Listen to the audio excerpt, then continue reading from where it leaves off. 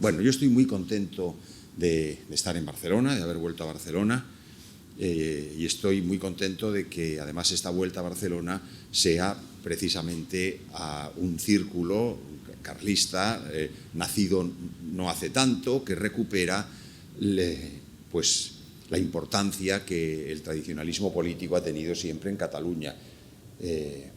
Yo creo que ustedes son conscientes, y no es preciso decirlo, que si hay un territorio histórico, un reino, un condado, un principado, en el conjunto de los reinos hispánicos que se ha caracterizado por su fidelidad a la tradición, es el Principado de Cataluña. Cuando se habla de carlismo siempre hay una impresión inicial de que es un fenómeno vasco-navarro, y cuando en cambio uno hace un estudio profundo de la historia de la reacción contra la revolución liberal en los siglos XIX y XX, la sorpresa para quien se aproxima por primera vez a esas realidades es precisamente que son los reinos de la antigua Corona de Aragón y particularmente el Principado de Cataluña donde ha habido una resistencia más heroica, más constante. Yo les recomiendo, por ejemplo, solamente hojear los 30 tomos de la obra de Melchor Ferrer Dalmau, historiador catalán, que hace la gran historia del tradicionalismo español. Y es que, igual que en otros territorios están la Guerra Primera y la Guerra Tercera y muchos acontecimientos muy importantes, es que en Cataluña prácticamente no hay año en el que no haya una asonada, en el que no haya una pequeña revuelta, en el que no haya... Es decir, es una continuidad constante e importantísima la que se dio en Cataluña.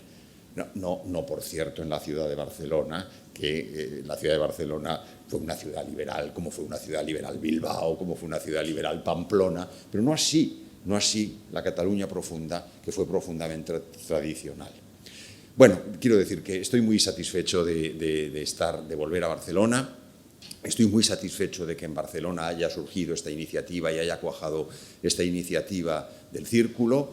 Estoy muy contento del trabajo que está haciendo José Luis Escobedo con todos los amigos de aquí de Barcelona y por tanto, bueno, en primer lugar, darles las gracias por la invitación y decirles que estoy muy satisfecho.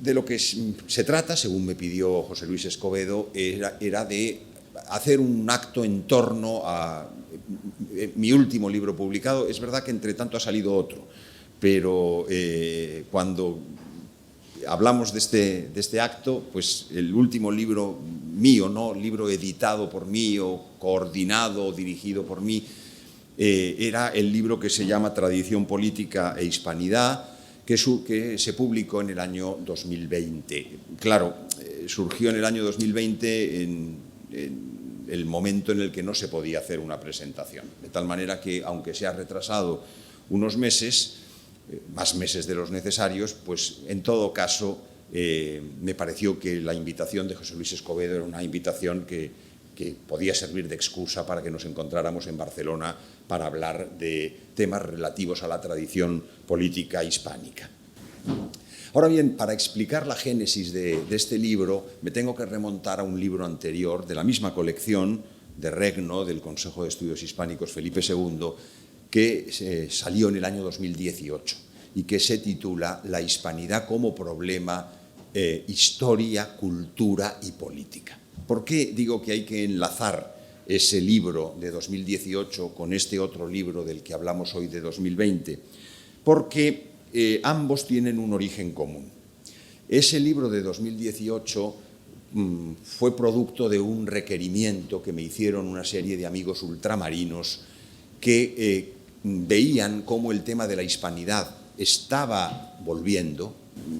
Será conveniente que dediquemos algunas palabras precisamente a la elaboración, desarrollo del concepto, pero también a su realidad presente. Y esa vuelta de los temas hispanistas determinaba que mis amigos ultramarinos me dijeran: ¿y no se podría hacer un pequeño libro de presentación de la problemática de lo que es la hispanidad Me parece una buena idea, sobre todo dirigida a ellos, aunque luego el libro también ha tenido lectores de este lado, ¿no?, del océano.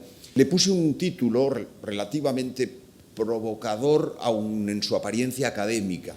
Provocador para quien supiera leer en una apariencia académica intachable, porque era la hispanidad como problema, historia, cultura y política. Entonces, les voy a explicar por qué era provocador, aunque no lo pareciera.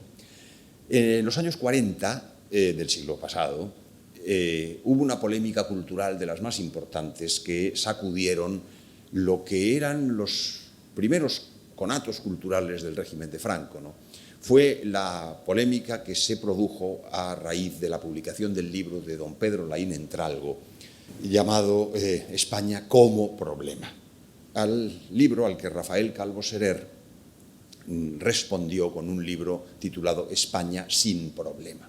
Estos nombres a los más jóvenes seguro que no les dicen nada, con lo cual es necesario contextualizarlos y a continuación decir algo sobre qué representaban estos nombres.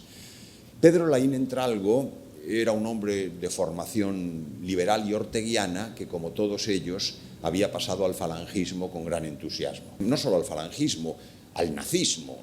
Quiero decir que habían pasado por unos entusiasmos fascistizantes enormes. Y Laín Entralgo, al publicar España como problema, quería plantear que la historia de España había muchos problemas que había que resolver. No, si hubiera sido esto, hubiera sido una cosa muy razonable. Lo que Laín pretendía era problematizar la propia realidad histórica de España en la clave de la tradición católica que el sector tradicional, un poco en el surco de Menéndez Pelayo, estaba intentando recuperar. De tal manera que en esto Laín Entralgo lo que representaba era la política cultural de la falange, orteguiana, izquierdizante, liberal y poco proclive a la interpretación tradicional católica. Calvo Serer, miembro numerario del Opus Dei, de un Opus Dei que había nacido algunos decenios antes, pero que empezaba a desarrollarse como grupo de poder cultural por lo menos, luego sería de poder político también, jugaba, la institución del Opus Dei jugaba en aquel momento a una especie de neotradicionalismo. No fue durante demasiado tiempo, las cosas como son, porque a mediados de los años 50, digamos, empezaron a derivar discretamente hacia la tecnocracia, que se extendió durante todos los años 60, hasta luego, digamos, desembocar directamente en el liberalismo. La tecnocracia era el paso necesario para acabar en el liberalismo democrático, porque la tecnocracia era una especie de liberalismo sin democracia. Era muy sencillo, se trataba de buscar el desarrollo, de buscar una serie de planteamientos modernos, novedosos, basados en la racionalización, pero, claro, está todavía sin democracia porque el régimen de Franco era lo que era, de tal manera que el elogio excesivo en los años 50 de la democracia podía plantear alguna suerte de problemas. Esta polémica, España como problema, España sin problema, porque no es que España no tuviera problemas o que la propia ejecutoria histórica de España no planteara problemas. Lo que no era admisible era insinuar que la interpretación católica de España era un problema, o incluso que era el problema. Bueno, esta polémica, la mencioné en el estudio preliminar, en las primeras páginas del libro, me llevó a, con un guiño, titular mi libro La hispanidad como problema, situando el problema en tres dimensiones: la histórica, la cultural y la política. ¿Por qué?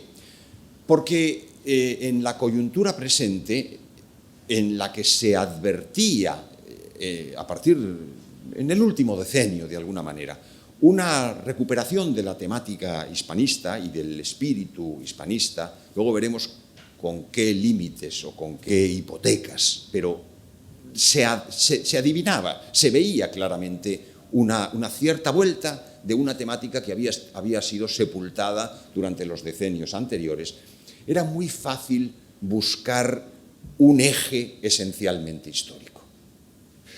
Y yo no digo que no haya que asentar la temática de la hispanidad en la historia. De hecho, uno de los primeros capítulos de mi libro estaba dedicado fundamentalmente a desarrollar la temática que, sobre todo, Francisco Elías de Tejada realizó para oponer la cristiandad y Europa, de tal manera que esa oposición entre la cristiandad y Europa permitía ubicar el mundo hispánico en la continuidad de la cristiandad frente a la oposición europea, ¿no? Ya sé que este tema es un tema que terminológicamente tiene muchos matices, o admitiría muchos matices, porque el término Europa es un término que tiene muchas resonancias, algunas muy antiguas y no todas ligadas al hecho de la Revolución. Yo siempre cuento una anécdota que recibí de manos de un catalán ilustre, aunque notario de Madrid la mayor parte de su vida, Juan Vallet de Goytisolo, quien contaba siempre una comida en el cortijo que José María Pemán, el famoso escritor, cuentista, poeta, articulista, jerezano. El cortijo era más bien de su mujer, porque se casó con una Domecq, que no está mal, y entonces el cortijo, claro está, era el de su mujer. Y en ese cortijo almorzaban Pemán con Elías de Tejada y con Juan Vallet de Goytisolo. Y Juan Vallet asistió, los reunió Juan Vallet porque había habido algunas intemperancias entre ellos, porque Elías de Tejada había atacado a Pemán en algunos artículos del ABC. Y entonces ahí se produjo una conversación en la que Vallet la resumía. Dice, no, fue un duelo de titanes, porque decía Pemán, Europa es la Divina Comedia, Europa es el gótico, son las catedrales góticas, Europa es la pintura flamenca, Europa es la suma teológica. Y decía Elías de Tejada, Europa es Lutero, Europa es Bodino, Europa es Rousseau, Europa es... Claro, evidentemente ambos se estaban fijando en algunos aspectos de una realidad que permitía distintas lecturas. Yo creo que para los tradicionalistas la lectura de Elías de Tejada es una lectura que ahorra muchas pérdidas de tiempo y que es muy pedagógica, porque permite individuar esa oposición entre cristiandad y Europa, que es la que permite luego estudiar cuál es la continuidad que la monarquía católica, la monarquía hispánica, cuyo nombre técnico es la monarquía católica, tuvo en relación con la vieja cristiandad y frente a ese hecho revolucionario que es la Europa moderna. Bien, esto es un planteamiento histórico, es verdad que es un planteamiento histórico doctrinal, pero es un planteamiento histórico y es muy útil, y planteada la historia en cierto sentido es todavía más útil para rechazar ciertas opciones y ciertos planteamientos que era necesario criticar. Una vez más, los aspectos históricos y los aspectos culturales formaban parte de la entraña del problema, pero no agotaban el problema. Yo, en esa segunda parte, algunas dimensiones culturales del problema de la hispanidad, lo que hice fue recuperar algunos trabajos míos antiguos de los años 80 y refundirlos para tratar de los dos grandes autores que en el siglo XX, al margen de la escuela tradicionalista stricto sensu, porque en la escuela tradicionalista stricto sensu tendríamos que partir de Elías de Tejada, tendríamos que ver los aportes de Gambra, tendríamos que examinar desde Cataluña las páginas muy interesantes del profesor Francisco Canals, podríamos ver distintos autores, pero los autores que de algún modo pasan en el siglo XX como los rehabilitadores de la noción, incluso los acuñadores, más que rehabilitadores de la noción de hispanidad, son Ramiro de Maeztu y Manuel García Morente. Son dos autores que no ofrecen duda y, si ustedes me permiten, me entretengo algunos segundos en explicar de dónde viene la importancia del aporte de estos autores en esta materia. Ramiro de Maeztu, saben ustedes que es uno de los representantes de la llamada generación del 98. Saben ustedes que la generación del 98 surge a la lid cultural y política en un momento. Y política, porque aunque era cultural y literaria, había una intención política detrás de todos estos autores en el momento de la crisis del 98, es decir, ese momento en el que la política de la restauración de la monarquía alfonsina, producida en 1874 y pilotada por Antonio Cánovas del Castillo, suena a hueco, se da cuenta de la falsedad, del carácter infundado de toda esa política que ha cerrado en falso el gran problema de la instauración del régimen liberal en España y que tras la derrota de don Carlos VII en 1876 se cierra en falso porque Cánovas del Castillo dice con claridad que él tiene dos opciones. La primera es robarle a la comunión tradicionalista, al partido carlista, como se decía todavía entonces con frecuencia, su bandera, si es que se puede, decía Cánovas, claro, si es que se puede, si es que se dejan y si es que podemos. Y la segunda es ponerme al frente de todo el liberalismo, con sus dos ramas, conservadores y liberales puros, y reconstruir el régimen liberal. Y esto es lo que hizo Cánovas. Cánovas no engañó a nadie, de tal manera que su política fue la de, digamos, intentar no suturar las heridas de la división que la guerra carlista última había producido, sino, digamos, reunir las fuerzas liberales contra las carlistas que habían sido derrotadas sin darles espacio ninguno dentro del régimen liberal. Entonces, Ramiro de Maeztu nace como un autor anarquizante en su juventud, pasa luego por una etapa de socialismo liberal, lo que se llamaba en Inglaterra el socialismo fabiano, se aproxima en su madurez al conservadurismo y a partir de esa aproximación al conservadurismo y a través de la temática de la cristiandad, de la hispanidad, perdón, se abre hacia la tradición. Ramiro de Maeztu, él dijo siempre que siempre había sido católico. De hecho, cuando en las páginas de Acción Española él publica un artículo que Begas Latapié le cambia el título y lo llama Razones de una conversión, él se queja y dice, no, yo había titulado mi artículo ¿Por qué me hice más católico? Es verdad que desde el punto de vista periodístico, Razones de una conversión suena mejor. Y por qué me hice más católico suena un poco anodino.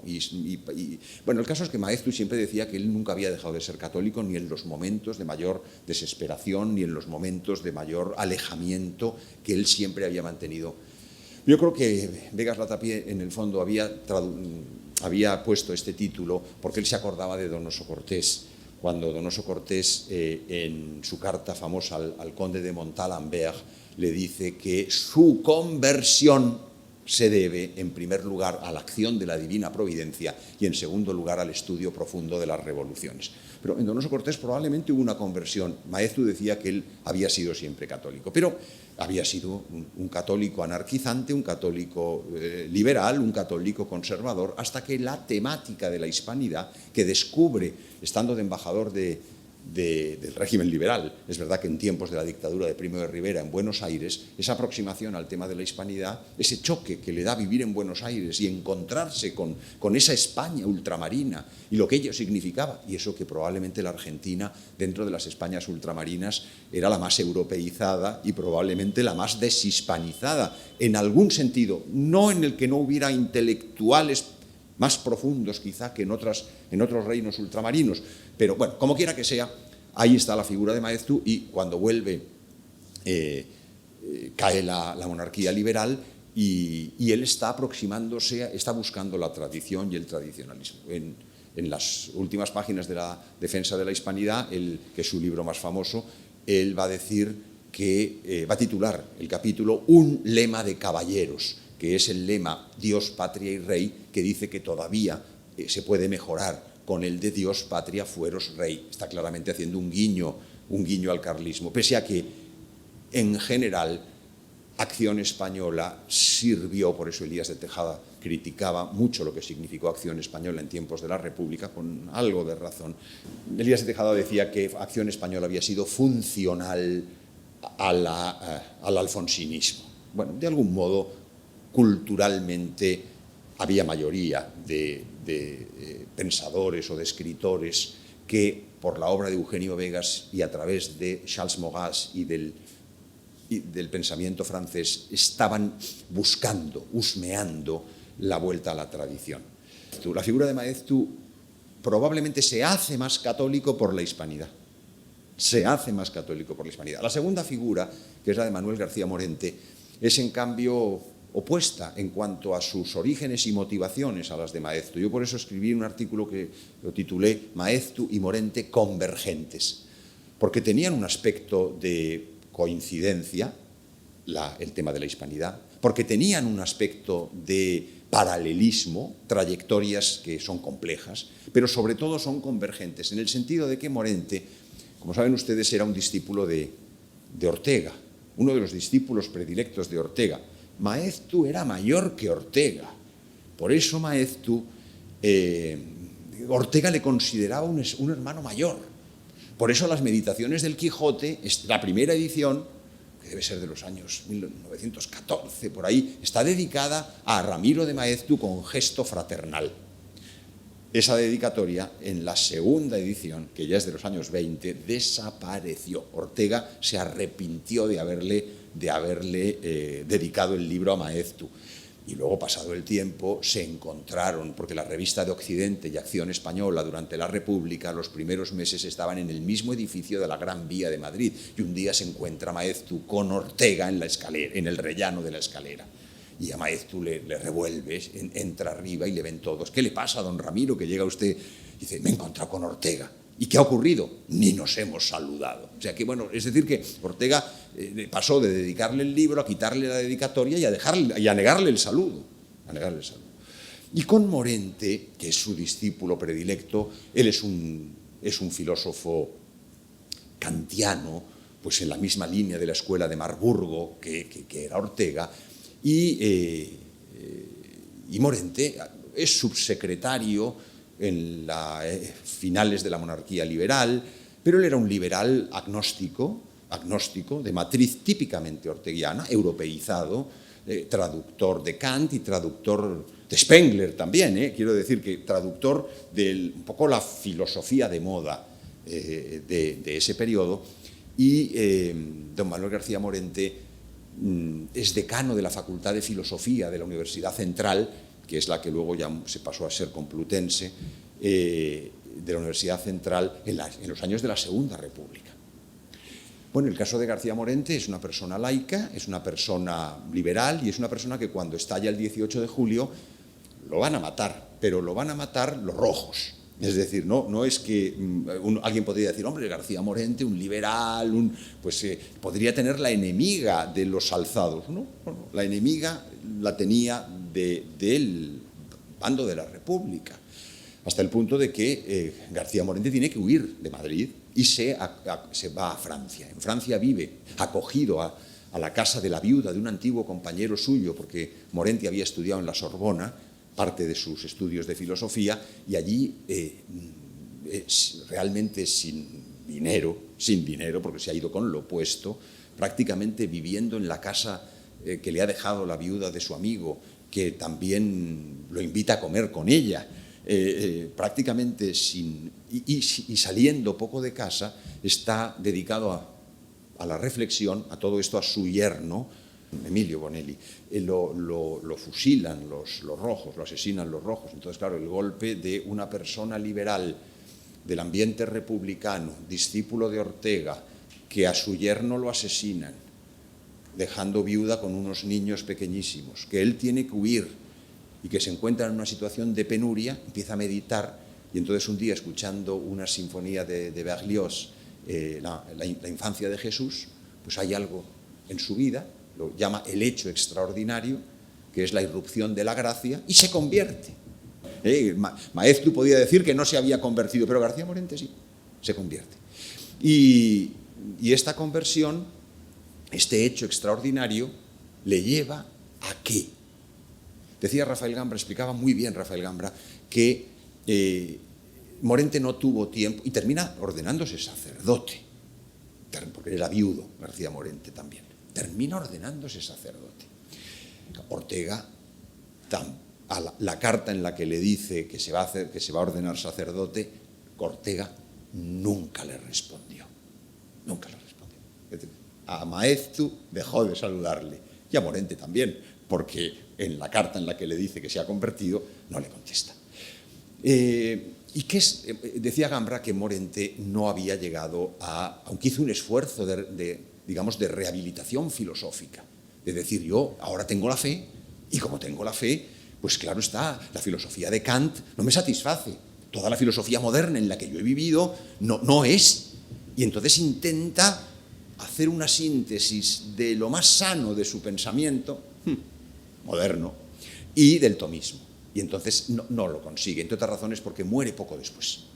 Ya se ordena sacerdote y muere poco después. En cambio, ¿qué descubrió de una manera automática? Prácticamente fue un golpe de luz. La hispanidad. Entonces esto es lo misterioso. Morente, que es un europeísta, que es un liberal, que ha recuperado la fe, resulta que sus primeras conferencias son idea de la hispanidad. En la Argentina también, en la Universidad de San Miguel, en la Universidad de Tucumán. Voy a decir Córdoba, no, en la Universidad de Tucumán, creo recordar. Y allí García Morente da unas conferencias sobre la idea de la hispanidad y el caballero cristiano. Y estas conferencias le llevan todavía a hacer un discurso de apertura del curso universitario 42-43 de la Universidad Central de Madrid, que se llama precisamente Ideas para una filosofía de la historia de España. Y Gambra comentaba lo impresionante que es cómo alguien del ambiente de la institución libre de enseñanza, de la masonería, del liberalismo, de la europeización, por el hecho de recuperar la fe, no recupera la sana filosofía. Eso requiere un esfuerzo muy grande. Pero sí recupera la convicción de que España es católica y sí recupera la convicción de que el ideal europeizador es una traición a la entraña de España. Por eso digo que son convergentes Maeztu y Morente, porque Maeztu, a partir de la hispanidad, refuerza su fe, que había tenido siempre. Morente, a través de una conversión fulminante, también fulminantemente recupera la idea de la hispanidad y del imposible histórico de la secularización, de la laicización, del europeísmo. Bueno, esta parte había que tratarla, a mi juicio, porque implica, desde el punto de vista cultural, introducir el tema de la hispanidad en algunos grandes nombres de la filosofía y de la cultura española del siglo XX.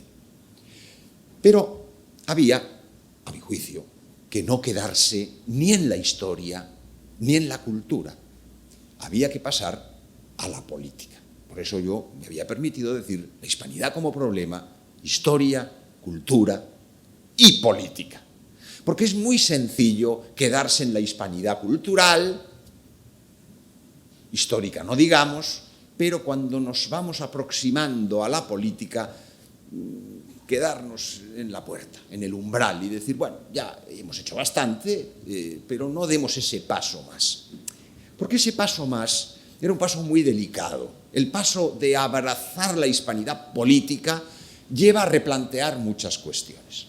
Yo en ese libro replanteé esencialmente dos, pero puse las bases del libro de hoy, que es una continuación de ese, y que tiene el mismo origen. En el fondo es, de nuevo, una solicitud de mis amigos ultramarinos de decir, bueno, pero habría que prolongar ese libro tal y donde quedó, pero todavía no he terminado con el primero, de tal manera que no me anticipo.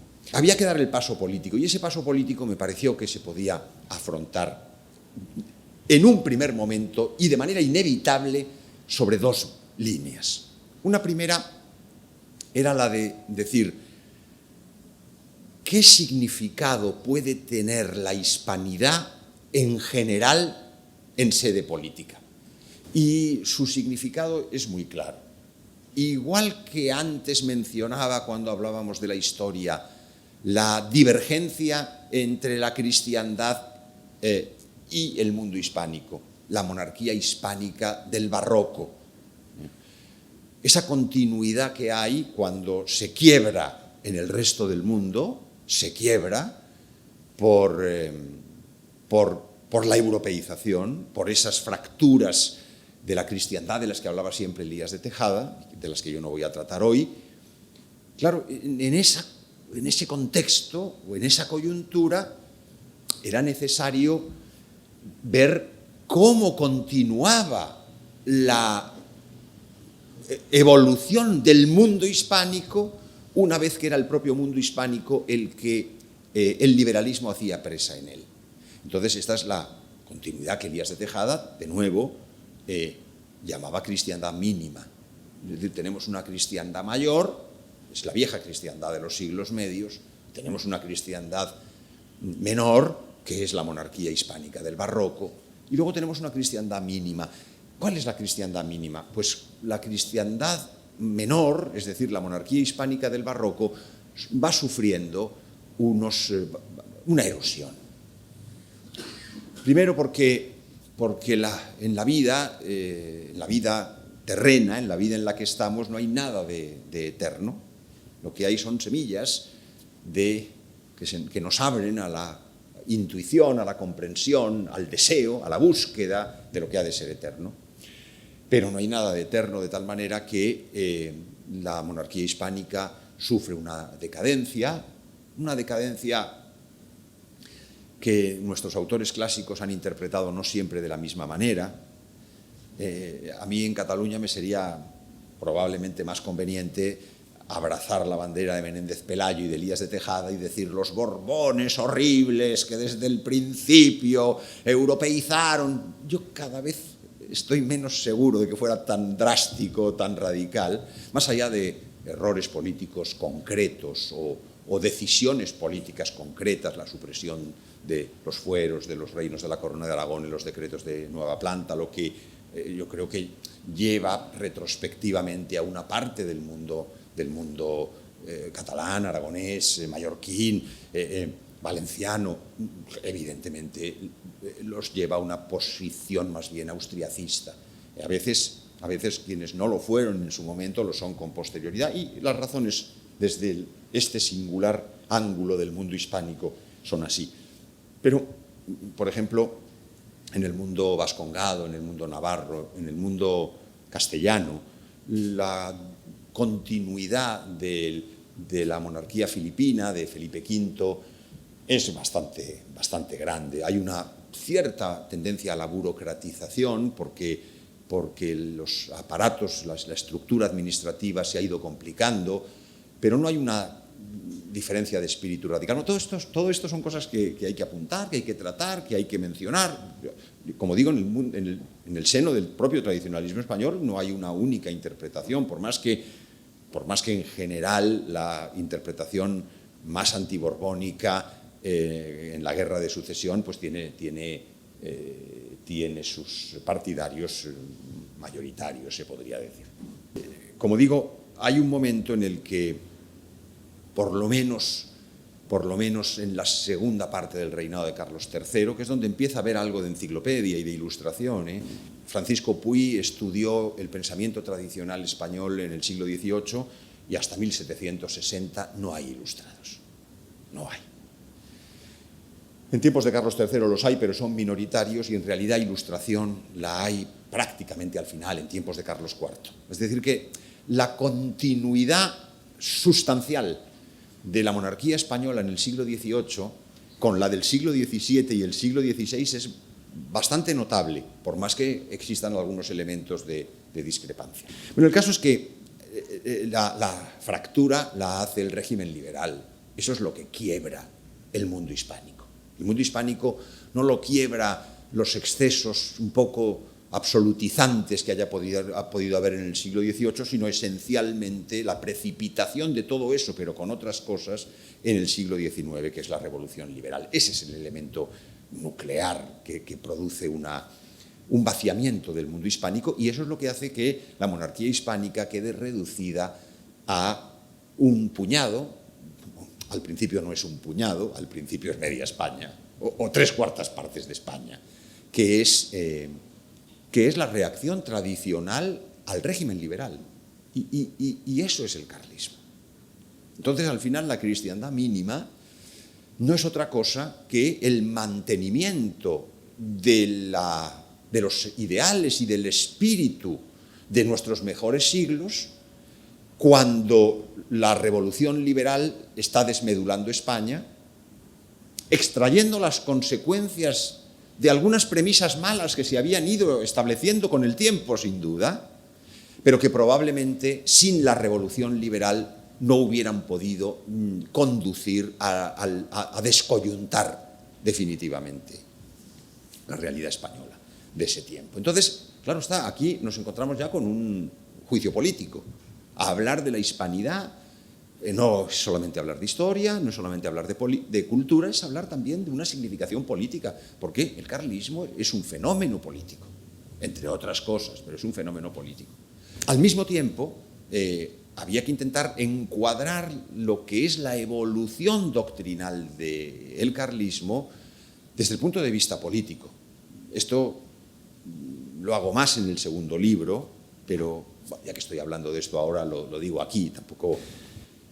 porque claro está que el carlismo comienza siendo, esto lo observa muy bien Melchor Ferrer en su obra de 30 tomos, pero lo explicita en 4 o 5 párrafos en su breve historia del legitimismo español, que es un libro de bolsillo que editó Elías de Tejada en Ediciones Montejurra, pero que había sido escrito por Melchor Ferrer por encargo de don Javier de Borbón, para que lo leyera su hijo, el infante don Sixto Enrique.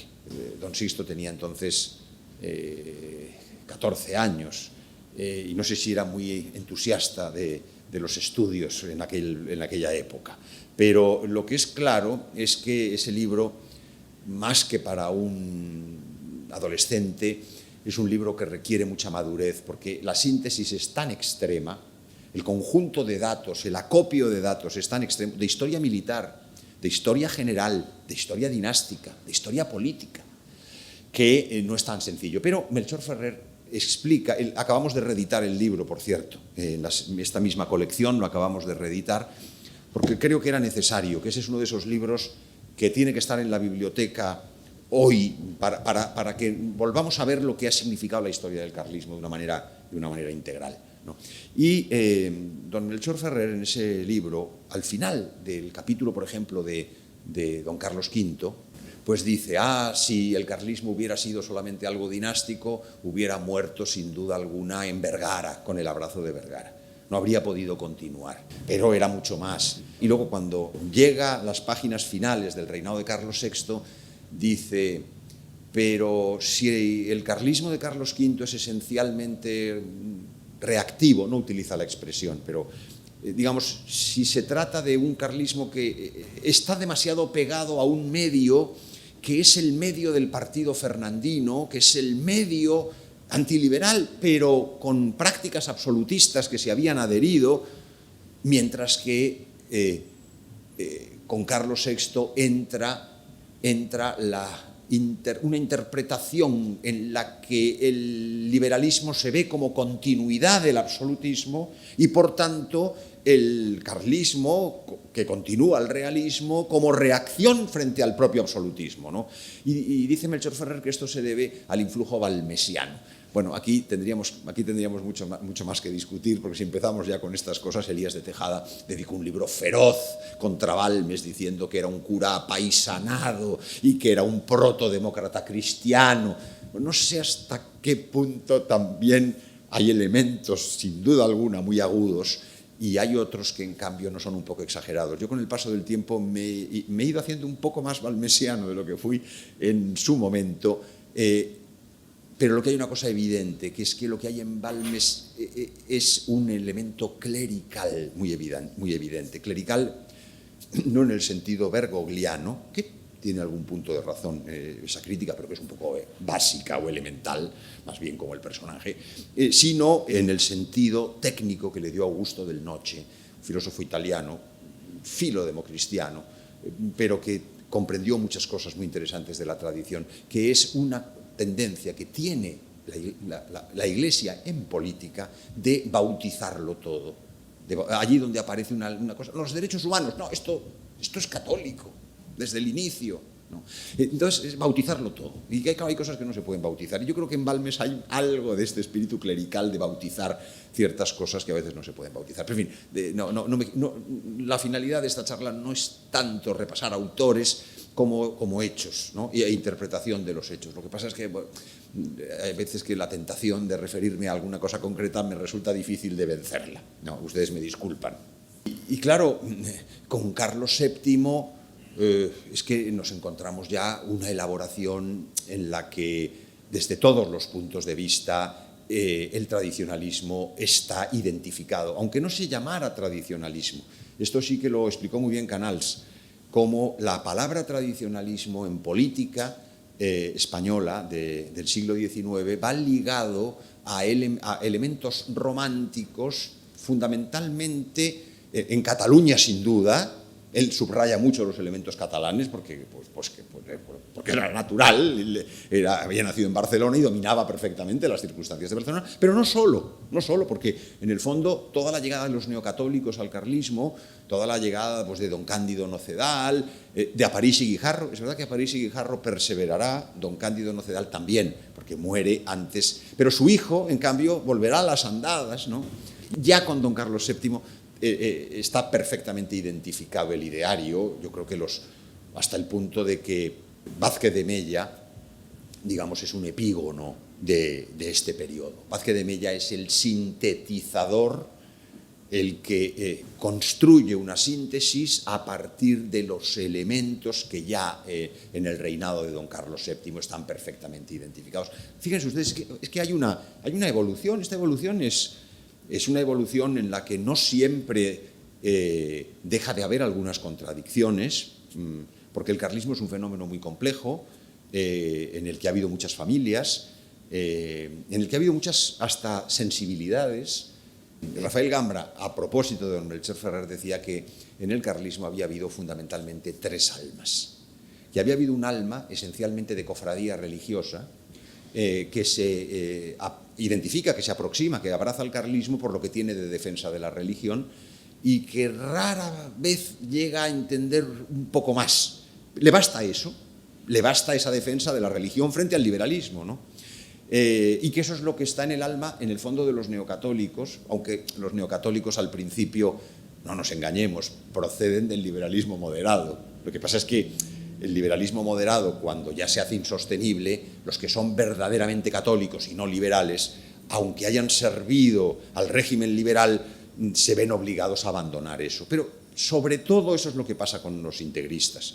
Cuando en 1888 don Ramón Nocedal, hijo de don Cándido Nocedal, digamos, se separa de don Carlos con el manifiesto de la prensa tradicionalista en Burgos, el siglo futuro sale de la disciplina de la comunión tradicionalista, un montón de periódicos salen de la disciplina de la comunión tradicionalista, lo que había ahí era ese alma esencialmente religiosa. Eso no es malo, lo que digo es que el carlismo es un fenómeno más profundo.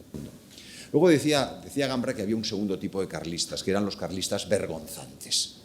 Los carlistas vergonzantes, yo no sé lo que debo hablar, bueno, sigo hablando un poco más. Los carlistas vergonzantes eran sobre todo los de las familias aristocráticas o aristocratizantes, que han sido carlistas sin duda con don Carlos V. ¿Por qué? Porque don Carlos V es la mayoría del pueblo español y de la nobleza española, o por lo menos una parte importantísima de la nobleza española. Claro, en 1840, cuando la guerra se pierde, pues se acabó, y una buena parte de la nobleza española, como del alto clero, es en los estratos superiores donde se produce antes el ralliement, el paso, el abrazar la realidad nueva, las realidades del nuevo régimen. Mientras que son los sectores populares los más arraigados y los que más resisten. Esto es así, durante un siglo. ¿Y quiénes eran los vergonzantes? Los vergonzantes eran los que, claro, conforme pasa el tiempo, les va siendo más difícil sostener la causa de la legitimidad proscrita, porque, claro, al exilio primero. Bueno, al exilio, ya el exilio no es agradable, ¿no? Luego resulta que intentan una nueva guerra, sobre todo en Cataluña y en Aragón, pero en Cataluña, la guerra de los matiners, de los madrugadores, ¿no? Bueno, luego la tercera guerra carlista y entre tanto, claro, pues muchas penurias, incluso las familias más prósperas, pues no cabe duda que son quebrantos de todo tipo. Y esto llega hasta el siglo XX. Yo siempre recuerdo una anécdota que revela mucho del conde de Rodezno. El conde de Rodezno era uno de estos carlistas vergonzantes, que estaba deseando abrazarse a don Juan. En cuanto se murió don Alfonso Carlos, dijeron, ya por fin se nos han muerto todos estos, y esto de don Javier, esto ya es muy lejano, no, nosotros, ¿cuál es la rama siguiente a la rama de don Carlos? Pues la de don Alfonso. ¡Ay, qué suerte! O sea que ahora la de Alfonso llamado XIII y ahora la de don Juan. Se acabó el pleito. El noble final de la escisión dinástica. Le hicieron firmar al conde de Melgar, segundo conde de Melgar, hijo del que fue secretario de don Carlos VII. Pero los juanistas no tenían escrúpulos. Claro, es el conde de Melgar y todo el mundo dice, el conde de Melgar, el secretario de don Carlos. No, ya se había muerto. Ya se había muerto. Como el yerno de Rodezno va a Estoril y es uno de los estorilos que firma la adhesión a don Juan. Cuando llega el momento de firmar, firma el conde de Rodezno.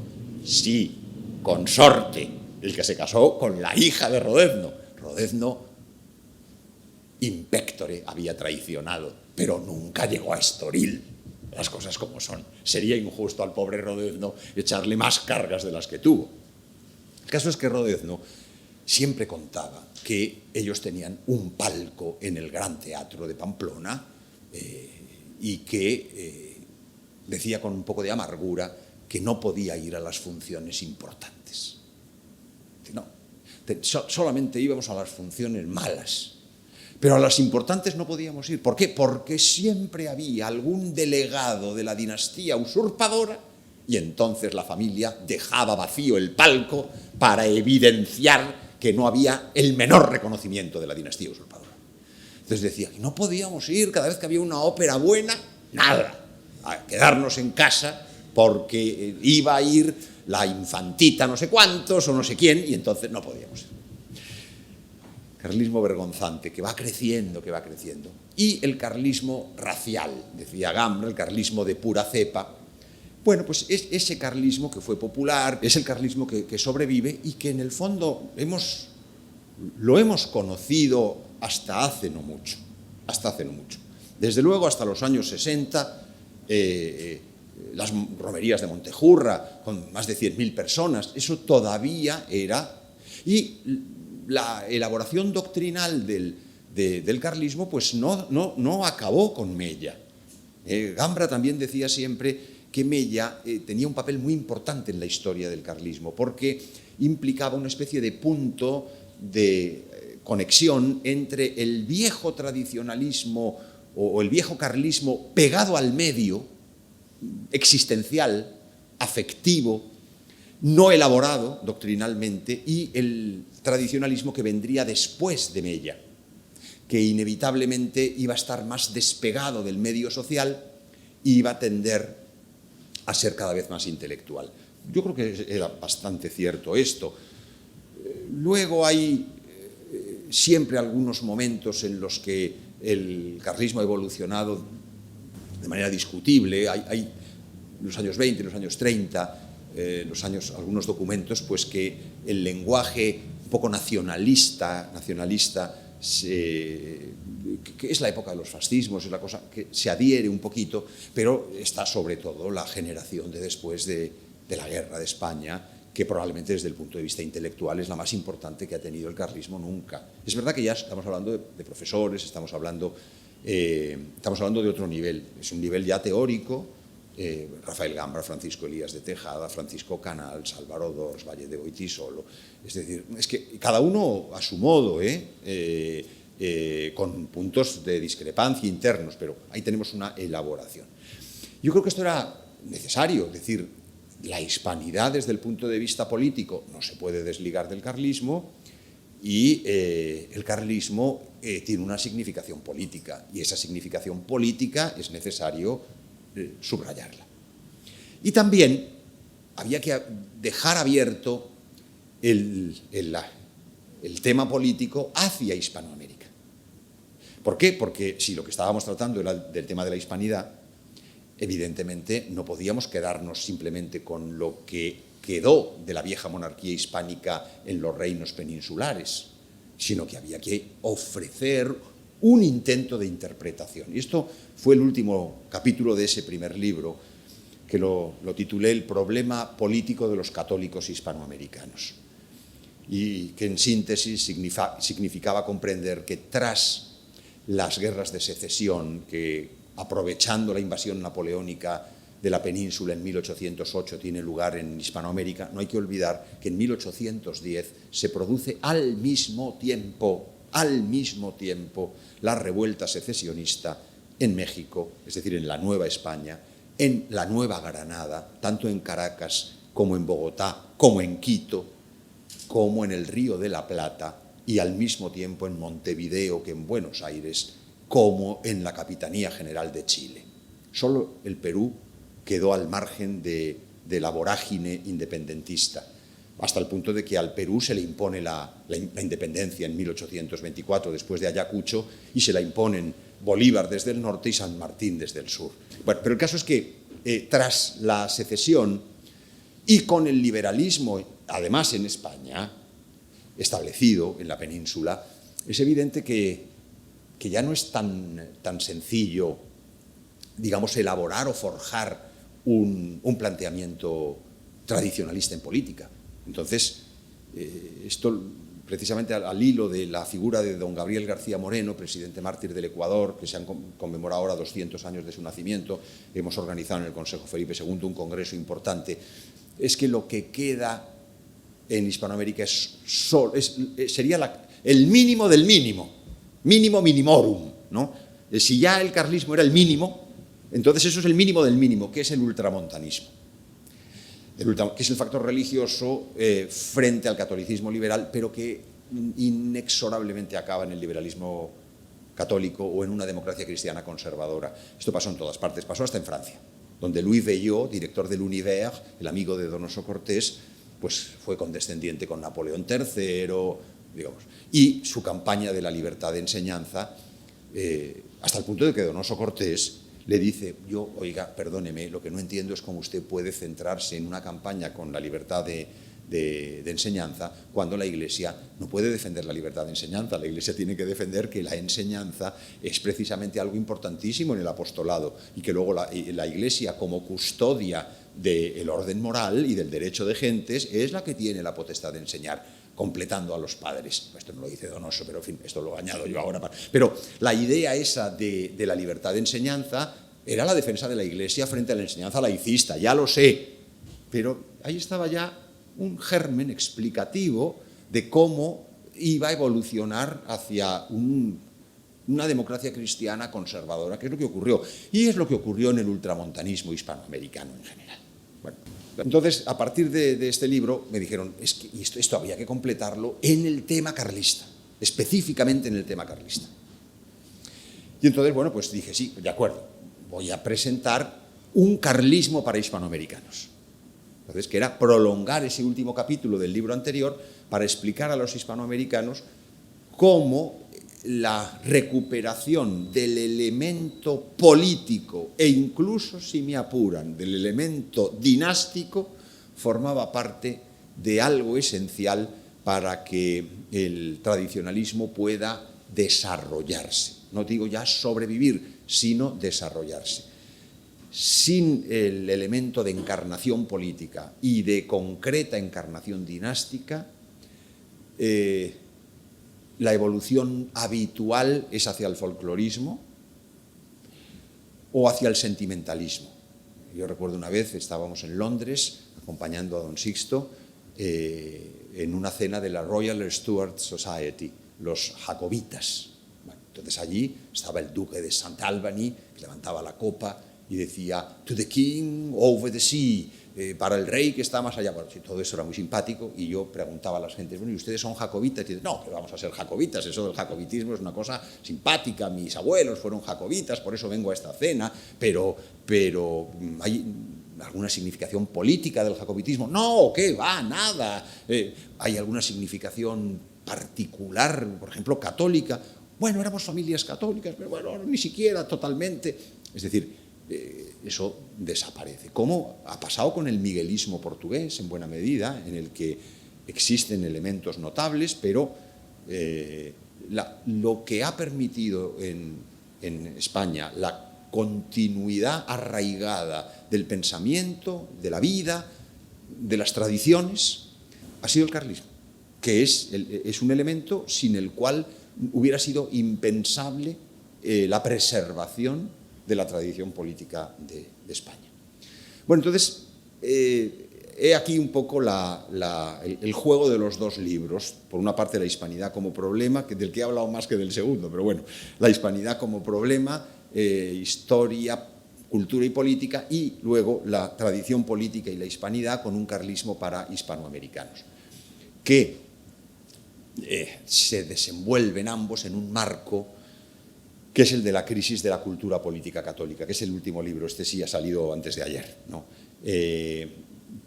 Porque hoy en nuestros días todas las dificultades que se encuentra precisamente la política católica derivan de las dificultades, sí, en que nos encontramos para atraer al foco, al polo de preservación de la cultura política católica que fue el carlismo.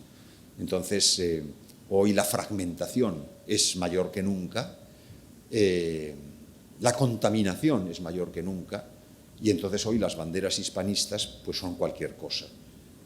Son cualquier cosa en manos de materialistas históricos, antieuropeos, pero materialistas históricos. Son cualquier cosa en manos de gnósticos, esotéricos, que encuentran en la hispanidad una fascinación telúrica. Es cualquier cosa en manos de gente que se da cuenta de que la monarquía tiene su peso, pero entonces abrazan la de Juan Carlos y su niño. Digamos, hoy la reclamación hispanista corre el riesgo de desleírse completamente, de quedar en nada, porque se pierde el rigor de la adhesión a la verdadera tradición que custodió la comunión tradicionalista. Y claro, si el elemento de custodia de esta tradición no se abraza integralmente, pues naturalmente la decadencia en este punto es inevitable, y las confusiones que por todas partes surgen también. Y ahora quedo a su disposición por si ustedes desean que hablemos de muchas cosas, de cualquier cosa, de lo que ustedes quieran, siempre que esté dentro de lo que yo modestamente soy capaz de responderles. Muchas gracias.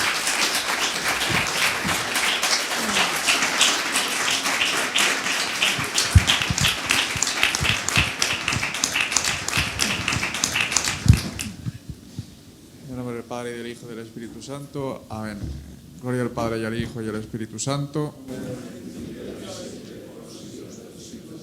Ave María Purísima.